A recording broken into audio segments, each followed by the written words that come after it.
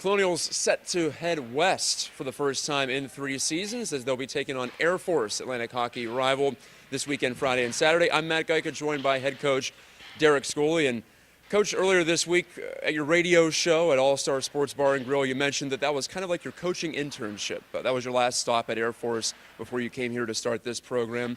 How did that prepare you for your role here and taking over the Colonials? Well, I was obviously fortunate enough to get a lot of responsibility. Frank Serratori treated me, obviously I was associate head coach in my last year, but he treated me well. He taught me a lot and gave me a lot of responsibility, and I got a lot of great friends there. I worked with Joe Doyle, current assistant. I recruited Andy Berg, who's a current assistant there.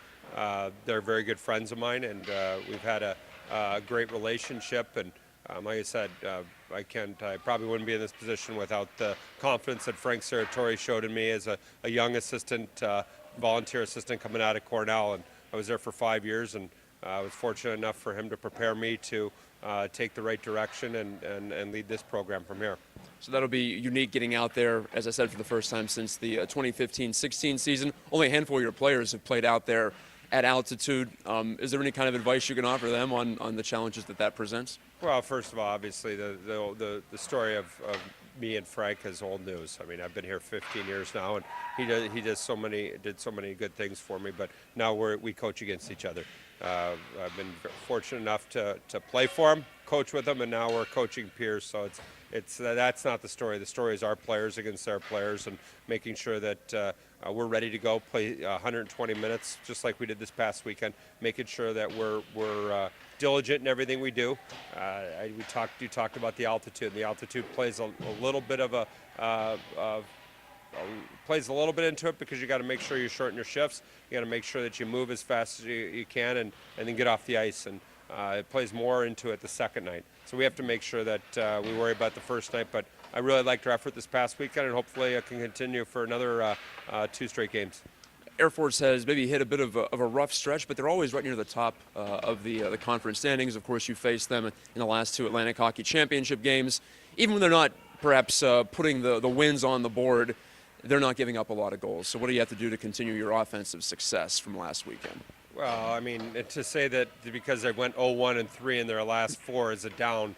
They did very well before that, and that's the reason they're at the top of the standings. I think this weekend's going to be a battle of 2 of the best goalies in the league. You have Francis Marat versus Billy Christopoulos. They've went head-to-head in the Atlantic Hockey Championship game last year. But to be able to get, they've given up 2, 2, 2, and 3 with an empty netter.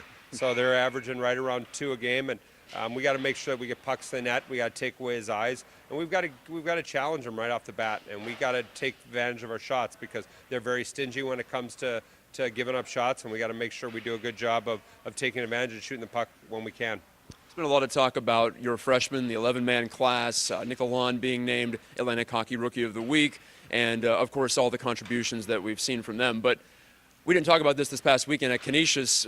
Plenty of your seniors and your veterans came through as well in that 11-goal weekend. So how much of a boost can that give you? Oh, it's good. Good to see Daniel Mantenuto get 2 on Friday, and then Michael Laurier get 1 each night, and Alex Tonch start scoring again. And we need our veterans to lead. Our freshmen are our secondary guys. Even though they make up a good number of teams, you're only as good as your seniors.